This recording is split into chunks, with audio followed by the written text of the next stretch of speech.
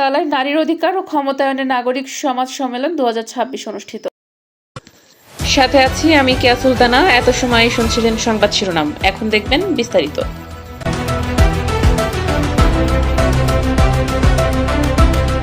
তালায় নারীর অধিকার ও ক্ষমতায়নে নাগরিক সমাজ সম্মেলন 2026 অনুষ্ঠিত। মীর মিল্টন বার্তা সম্পাদকের তথ্যচিত্রে বিস্তারিত। সাতক্ষীরার তালায় নারীর অধিকার ক্ষমতায়ন এবং মানবাধিকার প্রতিষ্ঠায় নাগরিক সমাজের কার্যকর ভূমিকা নিশ্চিত করার লক্ষ্যে নারীর অধিকার ও ক্ষমতায়নে নাগরিক সমাজ সম্মেলন 2026 অনুষ্ঠিত হয়েছে।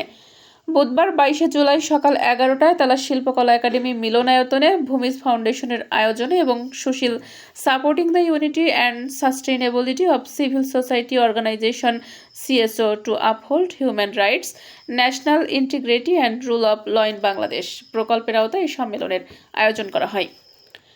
সম্মেলনে প্রধান অতিথি হিসেবে উপস্থিত থেকে শুভ উদ্বোধন করার কথা ছিল সাতক্ষীরা 1 তালাকলরু আসনের সংসদ সদস্য অধ্যক্ষ মোহাম্মদ ইজ্জতুল্লাহ।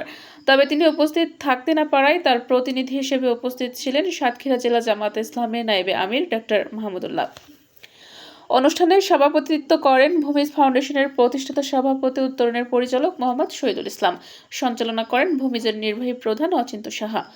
বিশেষ অতিথি হিসেবে উপস্থিত ছিলেন সুশীল প্রকল্প অ্যাকশন এইড বাংলাদেশ প্রজেক্টের প্রজেক্ট ম্যানেজার মৌসুমী বিশ্বাস, তালা উপজেলা বিএনপির সাবেক সাধারণ সম্পাদক অধ্যক্ষ শেখ শফিকুল ইসলাম, উপজেলা কৃষি অফিসার কৃষিবিদ হাজিরা খাতুন, উপজেলা মহিলা বিষয়ক কর্মকর্তা ও উপপরিচালক নাজমুন নাহার, তালা প্রেস ক্লাবের সভাপতি সেলিম হায়দার, সহসভাপতি ও প্রধান শিক্ষক গাজী জাহিদুল ইসলাম, সাধারণ সম্পাদক জোয়াদ্দার ফারুক হোসেন, উপজেলা প্রেস ক্লাবের সাধারণ সম্পাদক কামরুজ্জামান মিঠু, তালা রিপোর্টার্স ক্লাবের সাধারণ সম্পাদক জুলফিকার রাইহান, বীর মুক্তিযোদ্ধা আলাউদ্দিন জোয়াদ্দার, নাগরিক কমিটির সাধারণ সম্পাদক শফিকুল ইসলাম শফি এবং উপজেলা যুব জামাতের সভাপতি মোস্তাফিজুর রহমান রেন্টু সহ বিভিন্ন সামাজিক, সরকারি, বেসরকারি প্রতিষ্ঠানের প্রতিনিধি ও সুশীল সমাজের নেতৃবৃন্দ।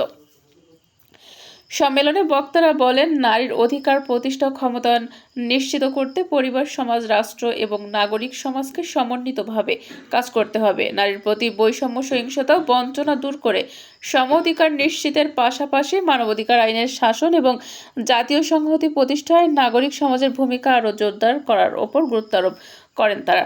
অনুষ্ঠানে নারী অধিকার, মানবাধিকার, সামাজিক সচেতনতা বৃদ্ধি এবং স্থানীয় পর্যায়ে নাগরিক সমাজের অংশগ্রহণ নিয়ে আলোচনা অনুষ্ঠিত হয়। শেষে অংশগ্রহণকারীরা নারীর ক্ষমতায়ন ও অধিকার রক্ষায় সমন্বিতভাবে সম্মিলিতভাবে কাজ করার প্রত্যয় ব্যক্ত করেন।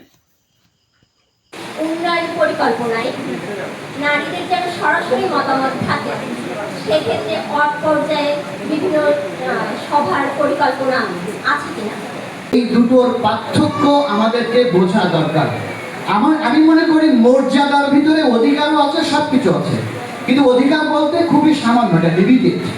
এই কারণে অধিকার থেকে মর্যাদার বিষয়টা বেশি গুরুত্ব দেওয়া দরকার। আর দ্বিতীয় বহিঃপ্রকাশ, আল্লাহ তাআলা যে পৃথিবীতে মানুষ সৃষ্টি করেছেন, এই মানুষের ভিতরে সর্বোত্তম মানুষ হলো মায়ের জাতি।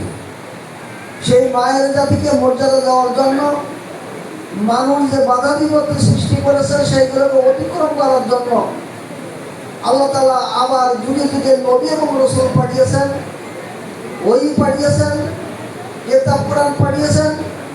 বিভিন্নভাবে তাদেরকে পরিবর্তন করবার জন্য চেষ্টা চালিয়েছেন।